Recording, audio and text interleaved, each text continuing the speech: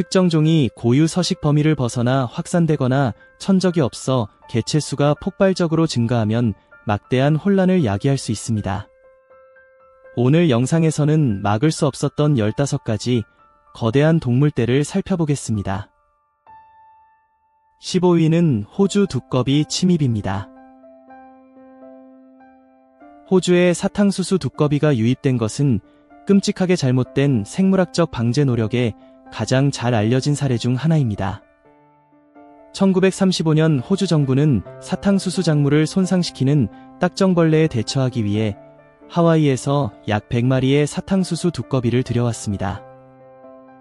목표는 딱정벌레 개체수를 줄이고 농업 생산량을 향상시킬 포식자를 도입하는 것이었습니다. 그러나 이 결정은 적절한 위험 평가 없이 이루어졌으며 그 결과는 호주 역사상 가장 파괴적인 침입종 사건 중 하나였습니다. 사탕수수 두꺼비는 빠르게 번식합니다.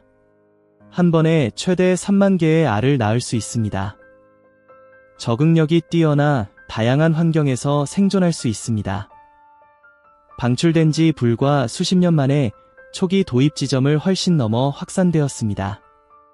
오늘날 그 범위는 퀸즐랜드, 노던 준주, 서호주에 걸쳐 수십만 평방킬로미터를 덮고 있습니다. 사탕수수 두꺼비의 주요 문제는 독성입니다.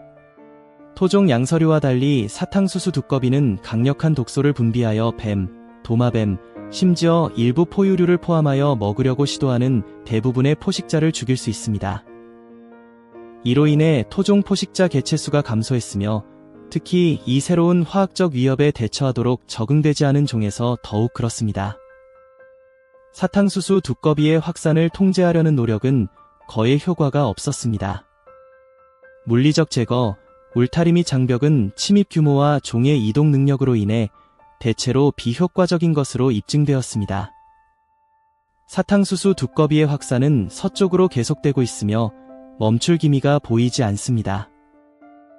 현재 그들은 호주 생태계의 영구적인 부분으로 간주되며 과학자들과 환경보호론자들은 노력을 근절해서 적응과 완화로 전환하고 있습니다. 이 사탕수수 두꺼비 침입은 충분히 모니터링되지 않을 때 의도적인 개입이 어떻게 생태 재앙을 일으킬 수 있는지 보여주는 교과서적인 사례입니다. 또한 일단 야생에서 자리를 잡으면 도입된 종의 영향을 되돌리기가 얼마나 어려운지 보여줍니다. 14위는 호주의 토끼 역병입니다. 좋아요. 호주에 머물러 봅시다. 호주의 토끼 침입은 기록된 역사상 가장 큰 동물 개체수 폭발 중 하나입니다.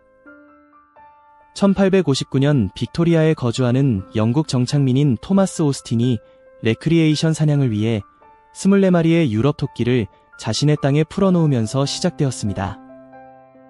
동물들은 그들의 수를 억제할 수 있는 자연 포식자나 질병조차 거의 없는 호주의 온대 기후에서 번성했습니다. 수십 년 안에 토끼는 호주 남부 대부분으로 확산되었고 개체수가 수억 마리로 폭발했다는 보고가 있었습니다. 20세기 초의 상황은 국가적 위기가 되었습니다. 토끼는 엄청난 양의 초목을 섭취하고 심각한 토지 황폐와 토양 침식 및 토종식물의 붕괴에 기여했습니다. 이로 인해 가축 농업에 영향을 미치고 빌비와 반디쿠트와 같은 토종 동물에게 중요한 서식지가 파괴되었습니다. 호주는 토끼 개체수를 통제하기 위해 일련의 노력을 기울였습니다. 초기 시도에는 서호주에서 3,000km가 넘는 유명한 토끼 방지 울타리를 포함한 대규모 울타리 시스템 건설이 포함되었습니다. 일시적으로 확산을 늦추었지만 완전히 막을 수는 없었습니다. 곧이어 독살 캠페인과 사격 프로그램도 진행되었지만 이는 지역적으로만 일시적으로 수를 줄였습니다. 진정한 획기적인 발전은 토끼에게 치명적인 질병인 점액종증을 일으키는 병원체인 점액종 바이러스를 도입한 1950년대에 이루어졌습니다. 처음에는 매우 효과적이었으며 일부 지역에서는 개체 수의 90% 이상을 쓸어버렸습니다. 그러나 시간이 지남에 따라 토끼와 바이러스 모두 진화했습니다. 토끼는 저항력을 키웠고 바이러스는 치사율의 일부를 잃었습니다. 1990년대에는 두 번째 생물학적 방제인 토끼 출혈성 질환 또는 RHDV가 도입되었습니다. 이 바이러스 또한 상당한 사망률을 유발했지만 토끼는 천천히 적응했고 바이러스 효과는 감소했습니다. 오늘날 토끼는 여전히 호주에 널리 퍼져 있지만 최고치보다는 적은 수입니다. 진행 중인 통제 프로그램에는 백신 연구, 개선된 울타리 및 환경 복원이 포함되지만 근절은 더 이상 현실적인 목표로 간주되지 않습니다. 사탕수수 두꺼비와 마찬가지로 토끼는 호주 풍경의 반영구적인 특징이 되었으며 이들의 초기 방출은 작은 행동 하나가 어떻게 전국 규모의 생태학적 변화로 이어질 수 있는지를 상기시켜줍니다. 13위는 미국 남부주에 있는 붉은 불개미입니다. 붉은 불개미는 미국에서 가장 공격적이고 파괴적인 침입종 중 하나입니다. 원래는 남아메리카가 원산지였습니다. 이 종은 1930년대에 화물선의 벨러스트로 사용된 토양을 통해 엘라베마주 모바일항을 통해 미국의 실수로 유입되었을 가능성이 큽니다. 그 이후로 이 개미는 미국 남부 전역으로 맹렬하게 확산되어 현재 텍사스, 플로리다, 조지아, 캘리포니아를 포함하여 12개 이상의 주에 영향을 미치는 3억 5천만 에이커 이상을 차지하고 있습니다. 이제 이 개미는 공격적인 행동, 고통스러운 쏘기, 토종 개미종을 빠르게 압도하고 대체하는 능력으로 유명합니다. 그들은 때때로 높이가 18인치 이상에 달하는 큰 둔덕을 건설하고 공격적으로 방어합니다. 그들의 독은 타는 듯한 느낌을 유발하고 그 다음에는 농포를 유발하며 심한 경우 인간과 동물에게 알레르기 반응이나 심지어 아나필락시스를 유발할 수 있습니다. 그들의 존재는 단순히 자극제가 아닙니다. 심각한 경제적, 생태적 문제를 일으킵니다. 농업에서 그들은 작물을 손상시키고 가축을 공격합니다. 어린 가축, 특히 갓 태어난 송아지와 병아리는 죽음을 초래할 수 있는 떼를 지어 다니는 개미에 취약합니다. 개미는 또한 배선, 절연 및 전기 장비를 씹어 매년 수백만 달러의 인프라 손실을 초래합니다. 감염을 관리하기 위한 노력에는 화학 미끼 시스템, 끓는 물 처리 및 기계적 둔덕 파괴가 포함되었습니다. 일부 지역에서는 대규모로 살충제 처리가 이루어집니다. 불개미를 공격하는 기생파리를 도입하는 것과 같은 생물학적 방제법은 어느 정도 유망한 것으로 나타났지만 더 넓은 확산을 억제하지는 못했습니다. 이 개미의 가장 놀라운 특징 중 하나는 회복력입니다. 홍수 사태도 종종 그들을 익사시키지 못합니다.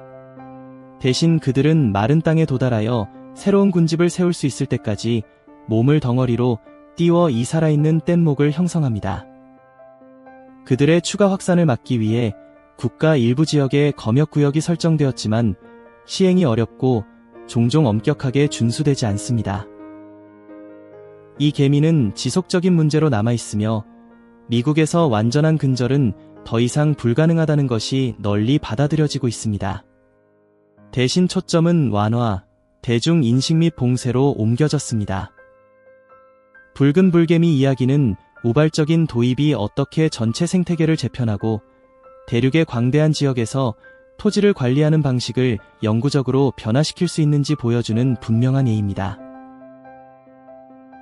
12위는 2020년 동아프리카 메뚜기 떼입니다. 2020년 초 동아프리카는 수십 년 만에 최악의 메뚜기 발생에 직면했습니다. 사막 메뚜기 떼는 케냐, 에디오피아, 소말리아, 우간다, 남수단 등 여러 나라에 영향을 미쳤습니다. 그러나 이 사건을 특히 재앙으로 만든 것은 메뚜기 떼의 규모뿐만 아니라 분쟁과 기후 관련 혼란으로 인해 이미 식량 안보가 불안정한 시기에 그 시기와 규모가 겹쳤기 때문입니다. 메뚜기는 동아프리카의 새로운 문제가 아닙니다. 그들은 수세기 동안 이 지역의 생태학적 과제의 일부였습니다. 그러나 2020년 메뚜기 떼는 1950년대 이후 볼 수 없었던 강도에 도달했습니다. 케냐에서만 일부 메뚜기 떼는 도시 전체 크기의 지역을 덮었고 수천억 마리의 메뚜기가 조직적인 파도를 이루며 함께 이동했습니다. 메뚜기 떼 1제곱킬로미터에는 최대 8천만 마리가 들어갈 수 있으며 하루에 3만 5천 명의 사람이 먹는 만큼의 식량을 소비할 수 있습니다. 발병의 근본 원인은 특이한 기상 패턴, 특히 2018년과 2019년 아라비아 반도에서 발생한 일련의 사이클론과 관련이 있었습니다. 이 폭풍으로 인해 오만, 예멘, 사우디 아라비아의 사막에 임시 호수가 생겼습니다. 그것은 메뚜기에게 이상적인 번식지입니다.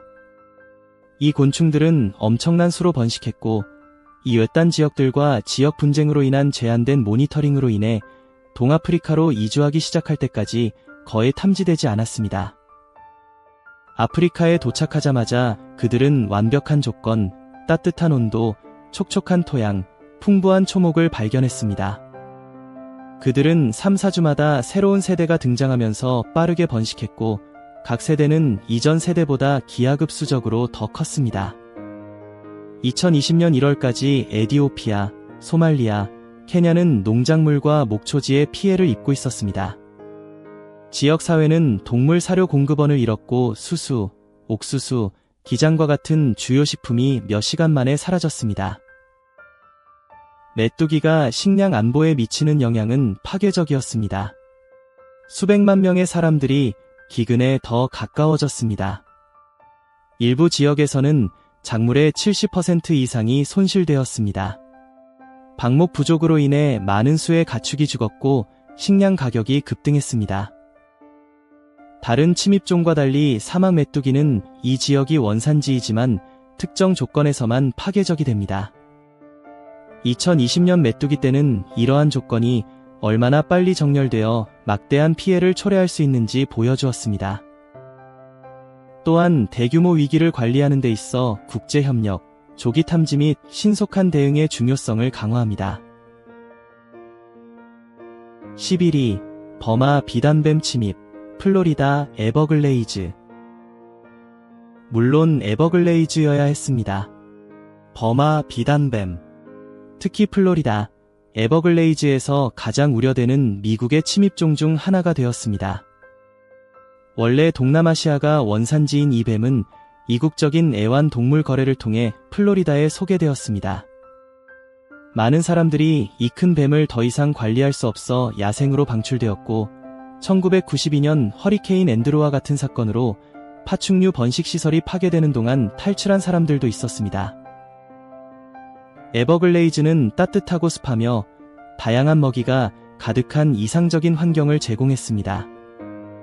개체수를 억제할 자연 포식자가 없고 먹이가 풍부하여 이 버마 비단뱀은 번성하기 시작했습니다. 그들은 포유류, 조류, 심지어 악어까지 먹습니다. 그들의 존재는 이 지역의 먹이 사슬을 극적으로 변화시켰습니다. 1997년에서 2012년 사이에 에버글레이즈에서 수행된 연구에 따르면 포유류 개체수가 붕괴되었습니다. 미국 너구리 관찰 횟수는 99%, 주머니쥐는 98%, 붉은 스라소니는 87% 감소했습니다. 늪지 토끼와 여우는 공원의 여러 지역에서 사실상 사라졌습니다. 이러한 감소는 버마 비단뱀의 확산과 강력하게 연결되어 있습니다. 이 뱀은 길이가 18피트가 넘고 무게가 200파운드가 넘을 수 있으며 암컷은 한 번에 최대 100개의 알을 낳을 수 있을 정도로 빠르게 번식합니다. 울창한 에버글레이즈에서 이 뱀을 추적하고 제거하는 것은 정말 어렵습니다. 적외선 카메라, 무선 추적기, 심지어 특별히 훈련된 탐지견과 같은 기술 도구가 사용되었지만 뱀은 여전히 찾기 어렵습니다. 최근에는 소위 유다뱀을 사용하는 프로그램을 통해 번식하는 암컷을 연구원에게 안내하기 위해 방출된 무선 태그 비단뱀이 둥지를 찾고 번식을 방해하는데 어느 정도 성과를 보였습니다. 일부 과학자들은 이제 초점을 완전한 제거에서 억제 및 완화로 옮겨야 한다고 믿습니다. 버마 비단뱀은 에버글레이즈에 영구적으로 존재하게 되었으며 그 영향은 플로리다 생태계를 계속 재편할 가능성이 높습니다. 이 침입 포식자로 인한 피해를 관리하려면 지속적인 모니터링과 혁신적인 통제 방법이 필요합니다. 12. 북미 유럽 찌르레기의 점령.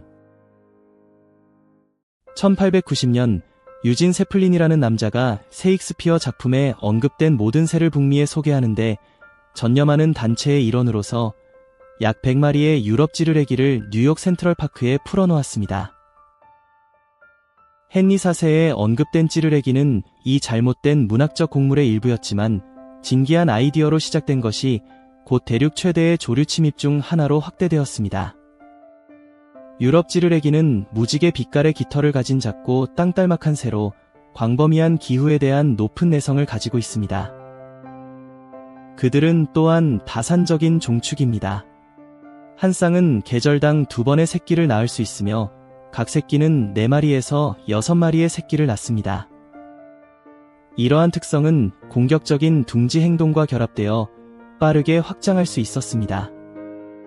최초 방출부터 현재까지 그 개체수는 급증하여 북미 구석구석을 거의 덮고 있는 약 2억 마리의 새로 추정됩니다. 생태학적 영향은 심오했습니다. 그들은 청새치, 딱따구리, 제비와 같은 토착 구멍 둥지새들과 치열하게 경쟁하고 종종 다른 종을 둥지에서 쫓아내고 알을 파괴하고 먹이 서식지를 점령합니다. 농업에서 찌르레기는 주요 해충으로 간주됩니다. 그들은 수만 마리에 달할 수 있는 거대한 무리에서 먹이를 먹으며 체리, 포도, 열매, 곡물과 같은 농작물을 손상시킵니다. 그들의 배설물은 농산물을 망칠 뿐만 아니라 인간에게 해로울 수 있는 히스토플라스마즘과 같은 곰팡이 질병을 퍼뜨립니다. 도시 지역에서 찌르레기는 골칫거리입니다. 그들의 거대한 겨울 잠자리는 이생 문제를 일으키고 건물을 손상시키며 도시 공원을 압도합니다. 유럽 찌르레기 침략이 정말 답답한 이유는 전적으로 예방할 수 있었기 때문입니다. 우연히 도착한 많은 침입종과 달리 이 종은 실용적인 이유보다는 미학적인 이유로 의도적으로 도입되었습니다. 그 결과는 농부와 도시 계획가에게 계속 도전이 되는 대륙 전체의 생태학적 변화였습니다. 규모로 자리 잡은 다른 침입종과 마찬가지로 근절은 실현 가능성이 없는 것으로 간주됩니다. 가장 적합한 전략은 이제 지역 관리와 이 지속적인 침략자로 인한 피해를 최소화하는 데 중점을 둡니다. 9위. 에콰도르 갈라파고스 제도의 염소 침입. 갈라파고스 제도는 생물 다양성과 찰스 다윈의 진화론을 형성하는데 기여한 역할로 유명합니다. 그러나 바로 그 생태학적 독특함으로 인해 군도는 침입종의 극도로 취약해졌습니다. 가장 파괴적인 침입 중 하나는 1800년대에 포경선과 정착민과 함께 도착하기 시작한 집 염소를 도입하면서 발생했습니다. 시간이 지남에 따라 작은 염소 개체수가 야생으로 변해 산티아고와 이사벨라와 같은 섬에서 번식하기 시작하여 결국 생태학적 재앙이 되었습니다. 이제 염소는 적응력이 뛰어나 척박한 환경에서 번성하고 빠르게 번식할 수 있습니다. 포식자가 없어 개체수가 급증했습니다. 20세기 후반 수만 마리의 야생 염소가 갈라파고스를 돌아다니며 엄청난 양의 초목을 섭취했습니다. 그들의 방목은 지구상 어디에도 존재하지 않는 고유 식물을 땅에서 없애버렸습니다. 토종 관목, 풀, 나무가 파괴되었습니다. 제한된 생태적 지위에 영향을 미칠 수 있는 더 작은 침입종과는 달리 이 염소들은 광범위한 피해를 일으킵니다. 그들은 지형의 물리적 구조를 변화시킵니다. 토양을 제자리에 고정하는 식물 뿌리가 없으면 침식이 악화되었습니다. 건조한 지역은 더 건조해지고 숲은 평원으로 바뀌었으며 염소가 1990년대에 10만 마리가 넘었던 이사벨라 섬에서는 피해가 너무 광범위하여 여러 거북이 개체군이 멸종 위기에 처했습니다. 근절 노력은 처음에는 실패했습니다. 그러한 험준한 지형에서 개별 염소를 쏘는 것은 비효율적이었습니다. 동물들은 경계심이 강했고 쉽게 흩어졌습니다. 전통적인 사냥 방법은 번식류를 따라잡기에는 너무 느렸습니다.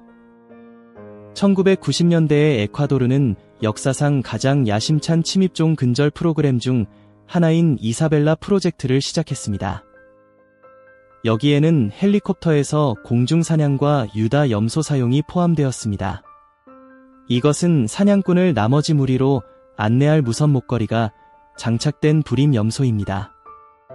유다 염소 전략은 획기적인 것으로 입증되었습니다.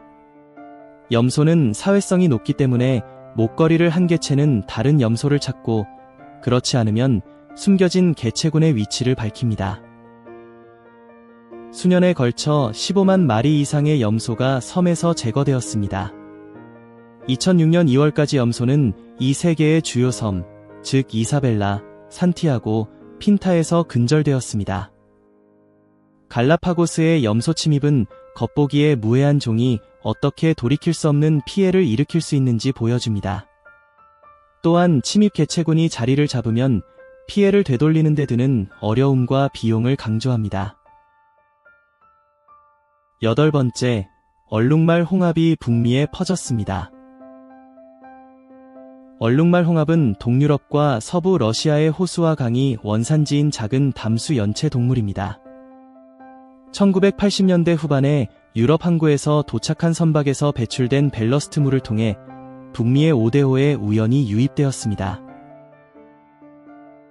그 이후 얼룩말 홍합은 엄청난 속도로 확산되어 미국과 캐나다 전역의 수천 개의 호수와 강에 정착하여 파괴적인 경제적, 생태적 영향을 미쳤습니다. 이 작은 근육은 비셀실이라고 하는 끈적한 실을 사용하여 단단한 표면에 부착됩니다.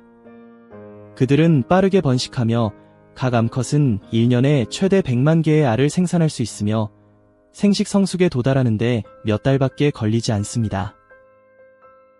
이러한 홍합의 정착으로 인한 가장 눈에 띄는 효과 중 하나는 기반시설의 파괴입니다. 그들은 발전소, 시립상수도 및 산업시설에서 물 흡입 파이프를 막습니다. 청소 및 유지 관리 비용은 매년 수억 달러에 달하며 일부 시설에서는 홍합 덩어리를 물리적으로 제거하기 위해 운영을 중단해야 합니다. 그들을 통제하기 위한 노력은 주로 예방에 초점을 맞추었습니다. 대중 인식 캠페인에서는 보트 타는 사람들에게 보트를 다른 수역으로 이동하기 전에 보트를 청소하고 배수하고 건조하도록 촉구합니다. 일부 주와 지방에서는 필수 검사소, 화학 처리, 냉각탑과 같은 폐쇄된 물 시스템을 시행했지만 토종종에 해를 끼치지 않고는 자연 호수와 강에서 널리 사용할 수 없습니다. 이 얼룩말 홍합은 미국 30개 주 이상과 여러 캐나다 지방으로 퍼졌습니다. 그들은 남쪽으로는 텍사스, 서쪽으로는 캘리포니아에서 발견되었습니다. 일단 도입되면 개방 수역 시스템에서 근절하는 것은 사실상 불가능합니다. 이제 문제는 벨러스트물을 더 잘 규제하고 오염 제거에 대한 대중의 준수를 개선하고 장기적인 봉쇄 전략에 대한 투자를 늘려 미래에 유사한 도입을 방지하는 것입니다. 7번으로 넘어가서 아프리카화된 꿀벌이 아메리카 대륙에 퍼졌습니다. 킬러벌이라고 언론에 자주 선정적으로 보도되는 아프리카화된 꿀벌은 잘못된 생물학적 교잡에 가장 널리 알려지고 널리 두려워하는 사례 중 하나를 나타냅니다. 이 공격적인 벌 품종은 1950년대 브라질에서 열대기후에서 꿀 생산량을 향상시키기 위해 고안된 선의의 과학적 실험에서 나타났습니다. 그러나 그 뒤에 라틴 아메리카와 미국 남부 전역에서 양봉, 농업 및 공공안전을 재편할 과도하게 공격적인 꽃가루 매개체에 통제되지 않은 확산이 있었습니다. 1956년 브라질 과학자들은 브라질 농업에서 일반적으로 사용되는 유럽 꿀벌과 교배할 목적으로 사하라 사막 이남 아프리카 원산의 아종인 탄자니아 여왕벌 26마리를 수입했습니다. 유럽벌은 브라질의 덥고 습한 환경에서 어려움을 겪었고 열대기후에서 진화한 아프리카벌이 꿀 수확량을 향상시킬 수 있다는 희망이 있었습니다. 그러나 프로그램이 시작된 지 불과 1년 후인 1957년에 중대한 실수가 발생했습니다. 수입된 아프리카 여왕 몇 마리가 탈출했습니다. 지역 양봉가는 실수로 기존 유럽벌과 수컷벌이 짝짓기하는 것을 방지하기 위해 설치된 스크린을 제거했습니다. 여왕벌은 자유롭게 번식했고 그 결과로 생긴 자손인 아프리카화된 꿀벌은 부모 개체군과 상당히 다른 차이점을 빠르게 보여주었습니다. 아프리카화된 벌은 질병 저항성, 빠른 번식, 효율적인 먹이 찾기와 같은 유용한 특성을 많이 유지하고 있지만 유럽벌보다 훨씬 더 방어적이고 공격하기 쉬웠습니다. 이러한 공격은 종종 무심코 벌집에 너무 가까이 온 사람이나 동물을 표적으로 사막 킬러벌이라는 별명을 얻게 되었습니다. 1990년대와 2000년대 초에 언론의 묘사에 의해 촉발된 아프리카화된 벌에 대한 대중의 공포는 실제 위협에 비해 때때로 불균형했습니다. 치명적인 공격이 발생했지만 대부분의 쏘임은 치명적이지 않았으며 많은 군집이 전통적인 꿀벌 벌집보다 더 공격적으로 행동하지 않았습니다. 그러나 최근 몇 년 동안 아프리카화된 벌은 아메리카 대륙의 영구적인 구성 요소가 되었습니다. 개선된 관리 방식을 통해 인간 활동과 공존하면서 관리되는 양봉장뿐만 아니라 야생 환경에서도 찾을 수 있습니다. 그러나 궁극적으로 아프리카화된 꿀벌 침입은 생산성을 향상시키기 위한 통제된 과학적 실험이 봉쇄에 실패할 때 어떻게 대륙 전체에 영향을 미칠 수 있는지 보여줍니다. 이 이야기는 경고의 메시지이자 적응과 혁신이 심각한 생물학적 파괴를 완화할 수 있는 방법의 예입니다. 미래에는 관리 방식에 대한 지속적인 개선, 더 심오한 유전적 통찰력, 혼성종이 생태계와 경제 모두와 상호작용하는 방식에 대한 광범위한 이해가 있을 것입니다. 6번째, 호주의 낙타 전염병입니다. 좋아요. 다시 다운언더로 돌아갑니다. 사막과 건조한 평야가 있는 호주의 거대한 내륙은 낙타 문제에 적합하지 않은 곳처럼 보일 수 있지만 그것이 바로 1세기 이상에 걸쳐 전개된 것입니다. 오늘날 호주는 한때 100만 마리가 넘는 수로 정점을 찍었던 세계에서 가장 큰 야생 낙타 개체군의 본거지입니다. 19세기에 노동자원으로 도입된 이 동물들은 그 이후로 환경적 부담이 되었고 극단적인 경우에는 공공안전을 위협합니다. 낙타는 1840년대와 1850년대에 주로 인도와 아프가니스탄에서 처음 호주로 들어왔습니다. 유럽 정착민들은 말과 소가 자주 실패하는 대륙 내부를 가로지르는 긴 여정을 견딜 수 있는 강인한 동물이 필요했습니다. 몇 주 동안 물 없이도 지낼 수 있고 무거운 짐을 운반할 수 있는 단복 낙타는 여기에 이상적이었습니다. 낙타는 물품 운송, 전신선 건설 및 초기 과학 탐험 지원에 사용되었습니다. 그러나 1900년대 초반까지 기술이 동물 노동을 대체하기 시작했습니다. 철도 건설과 자동차의 도착으로 낙타의 필요성이 줄어들었고 많은 낙타가 야생으로 풀려났습니다. 그러자 그들은 번성했습니다. 호주의 아웃백은 포식자가 적고 넓은 지형과 풍부한 식생으로 인해 완벽한 서식지가 되었습니다. 원산지와 달리 호주의 낙타는 개체수 증가에 대한 제약이 거의 없었습니다. 암컷은 보통 2에서 3년마다 한 마리의 새끼를 낳아 빠른 속도로 번식했습니다. 수십 년에 걸쳐 인구는 외딴 지역 때문에 거의 눈에 띄지 않게 증가했습니다. 2000년대 초반에 위성 이미지와 항공조사에서 문제의 범위가 드러났습니다. 추정치에 따르면 야생 개체수는 서호주, 남호주, 퀸즐랜드, 노던 테리토리 전역에 걸쳐 100만에서 120만 마리 사이였습니다. 낙타 문제 해결 노력은 2000년대 후반에 본격적으로 시작되었습니다. 가장 논란이 많았던 접근 방식은 대규모 도살이었습니다. 이는 연방정부의 지원을 받는 프로그램이었습니다. 야생 낙타 관리 프로젝트는 2009년에 시작되어 4년 동안 최대 16만 마리의 동물을 제거하는 것을 목표로 했습니다. 물론 이 프로젝트는 엇갈린 반응을 얻었습니다. 동물복지단체는 항공사격이 불필요한 고통을 초래한다고 주장하며 이 방법을 비판했습니다. 많은 토착민 및 농업 공동체를 포함한 다른 사람들은 환경과 인간 모두를 보호하기 위한 필요한 조치로 프로그램을 지지했습니다. 도살 외에도 낙타의 상업적 용도를 개발하려는 시도가 있었습니다. 특히 남호주와 노던 테리토리에서 낙타 고기와 우유 산업이 생겨나기 시작했습니다. 낙타 고기는 단백질 함량이 높고 지방 함량이 낮아 국내의 틈새 시장을 확보했습니다. 낙타 유제품 공장에서는 우유, 치즈, 스킨케어 제품을 생산하기 시작했으며 일부는 낙타 우유가 문화적 필수품인 중동 및 아시아로 수출되었습니다. 그러나 상업적 노력에도 불구하고 이곳의 낙타 개체수는 통제가 어려워졌습니다. 그들은 계속해서 번식하고 일관된 감시를 하기에는 너무 광대한 지역을 돌아다닙니다. 핵심적으로 낙타 문제는 장기적인 생태 계획 없이 도입된 종이 어떻게 깊이 뿌리내려 제거하는 것이 거의 불가능해지는지에 대한 또 다른 예입니다.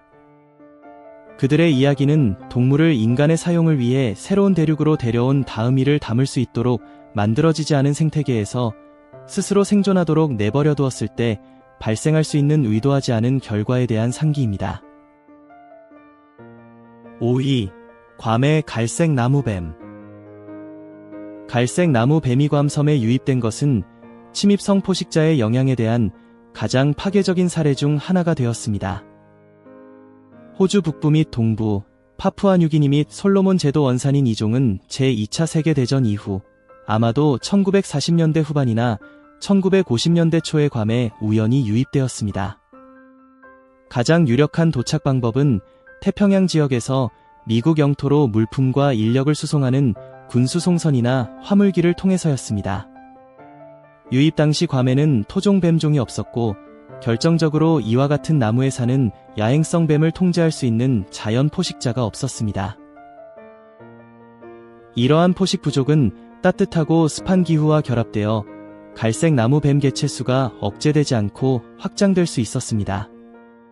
1970년대와 1980년대에는 그 결과가 무시할 수 없게 되었습니다. 괌의 조류 개체수가 사라지기 시작했습니다. 이 섬은 한때 12종의 토종 조류의 서식지였으며 그중 다수는 다른 곳에서는 발견되지 않았습니다. 수십 년 안에 10종이 야생에서 멸종되었습니다.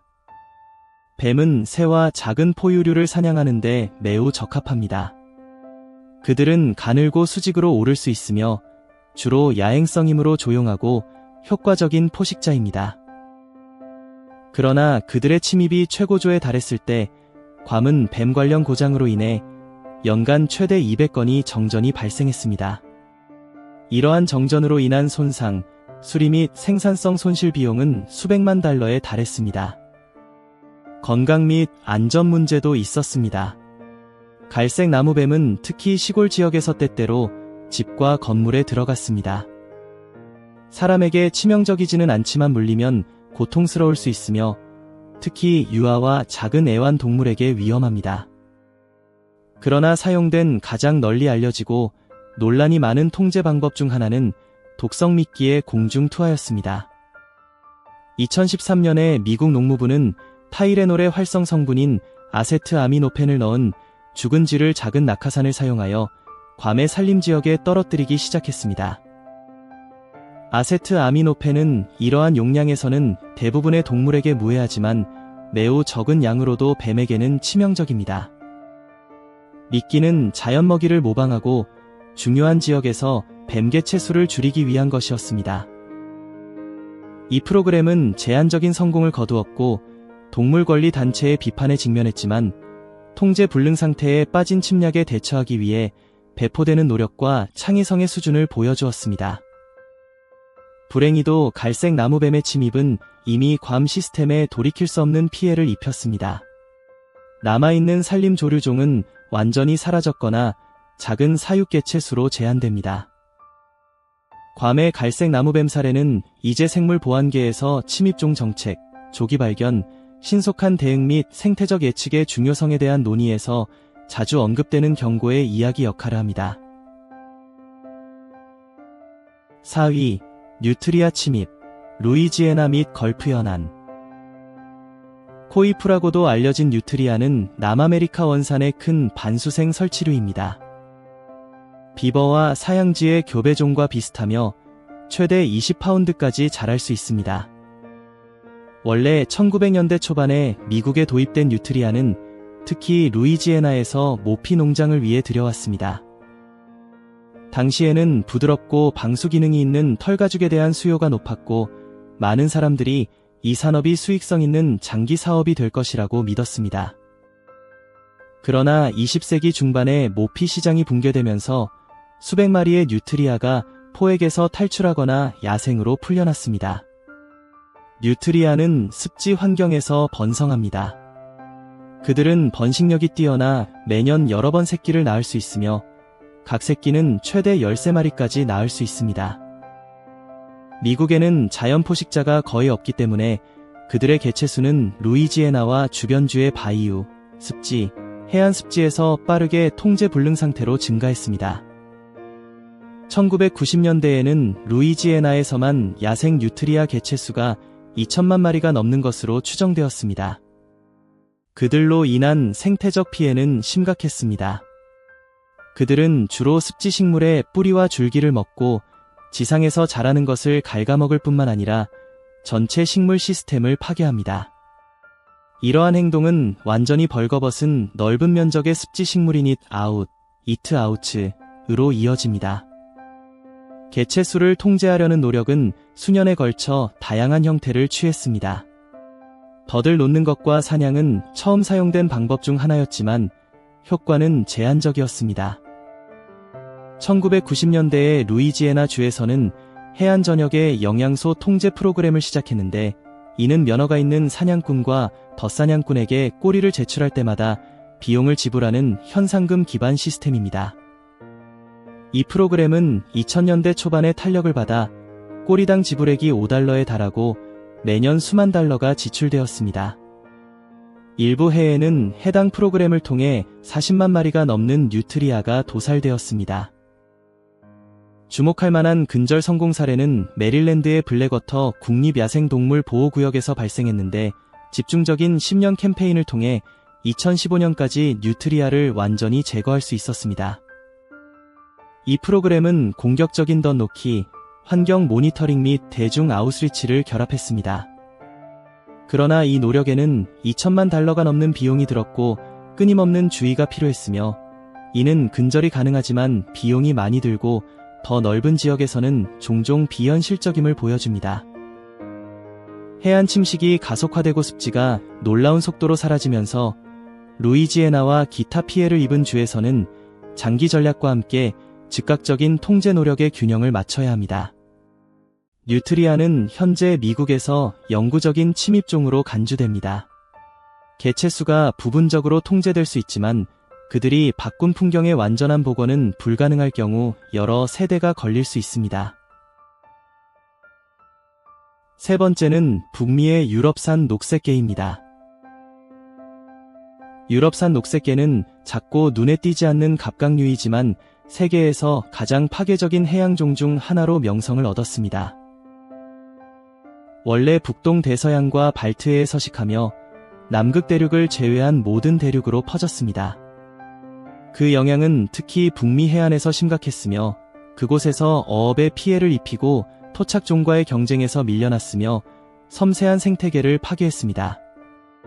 1800년대 초 북미에서 처음 기록되었으며 유럽배의 평형수나 선체에 붙어왔을 가능성이 높습니다. 미국 동부 해안, 특히 매사추세츠와 메인에서 자리를 잡았습니다. 한 세기 이상 동안 그 범위는 비교적 안정적으로 유지되었습니다. 그러나 20세기 후반 해수온도 상승과 인간의 해양 활동 증가로 인해 개는 캐나다와 대서양 연안 중부주까지 북쪽과 남쪽으로 확장되기 시작했습니다. 최근에는 서해안에서 심각한 문제가 되고 있으며 1989년 샌프란시스코만에서 처음 발견되었습니다. 그 이후로 오리건, 워싱턴, 브리티시 컬럼비아로 북쪽으로 퍼졌습니다.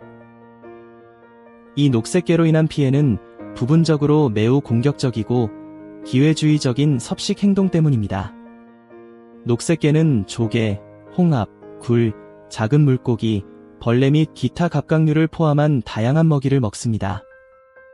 그들은 발톱을 사용하여 껍질을 열고 모래와 진흙을 채질하여 묻힌 먹이를 찾습니다. 일부 지역에서는 녹색개가 상업용 조개류 종의 개체수를 50% 이상 줄여 양식업에 경제적 손실을 초래했습니다. 생물학적 방제에 대한 연구가 진행 중이지만 복잡합니다. 한 가지 잠재적인 방법은 토착종에 해를 끼치지 않고 녹색개에 영향을 미치는 자연 포식자 또는 병원체를 식별하는 것입니다. 그러나 또 다른 비토착종을 도입하면 같은 실수를 반복할 위험이 있습니다. 페로몬 트랩과 행동 변화 화학물질을 사용한 일부 실험에서 초기 전망이 나타났지만 여전히 실험 단계에 있습니다. 이러한 노력에도 불구하고 녹색개는 계속해서 범위를 확장하고 있습니다. 다양한 염도, 온도 및 산소 수준에 대한 내성은 그들을 생존에 독특하게 적합하게 만듭니다. 그들은 해류에서 유충으로 이동하여 기존 개체군에서 수백 킬로미터 떨어진 새로운 위치를 식민지화할 수 있습니다. 궁극적으로 녹색개는 작고 겉보기에 중요하지 않은 종이 어떻게 전체 연안 지역에 걸쳐 일련의 생태적 결과를 촉발할 수 있는지 보여줍니다. 두 번째는 북미의 집 참새 침입입니다. 집 참새는 갈색과 회색 깃털을 가진 작고 통통한 새로 지구상에서 가장 널리 퍼진 새 중 하나이자 가장 침략적인 새 중 하나입니다. 유럽과 아시아 일부 지역이 원산지이지만 현재는 남극 대륙을 제외한 모든 대륙의 도시, 마을 및 농지에서 번성하고 있습니다. 침략종으로서의 성공은 인간이 수정한 환경에 대한 놀라운 적응력 때문입니다. 19세기에 도입된 북미만큼 극적인 영향은 없었으며 오늘날까지도 그 변화가 느껴지고 있습니다. 북미로의 집 참새 도입은 의도적이었습니다. 1850년대와 1860년대에 미국에 거주하는 여러 유럽인 그룹이 곤충을 방제하기 위해 새를 데려왔습니다. 최초의 알려진 방출은 1851년 뉴욕 브루클린에서 발생했으며 보스턴, 필라델피아, 신시내티와 같은 도시에서 추가 방출이 발생했습니다. 1900년대 초까지 집 참새는 미시시피에 도달했습니다. 1910년까지 로키 산맥에서 볼 수 있었습니다. 오늘날 그들은 미국, 캐나다 남부 및 멕시코 대부분에서 발견됩니다. 성공의 한 가지 이유는 인간 거주와의 밀접한 관련성 때문입니다. 집 참새는 건물, 가로등, 처마 및 환기덕트와 같이 작은 구멍이나 선반이 있는 모든 곳에 둥지를 짓습니다. 그들은 도시공원, 주차장, 농장 마당 및 매립지에서 곡물, 빵 부스러기 및 음식물 쓰레기를 먹으며 먹이를 찾습니다. 통제 노력에는 토착종을 수용하면서 참새를 제외하는 둥지 상자 설계 수정, 참새덫 사용, 특정 보존 지역에서의 도태까지 포함되었지만 막대한 수와 광범위한 분포로 인해 완전한 제거는 불가능합니다. 대부분의 교외 및 시골 지역에서 참새 개체수는 여전히 강세를 유지하고 있습니다. 그들은 종종 패스트푸드 주차장에서 뛰어다니거나 슈퍼마켓 간판에 둥지를 트는 모습이 목격되는 어린이들이 식별하는 첫 번째 새 중 하나입니다.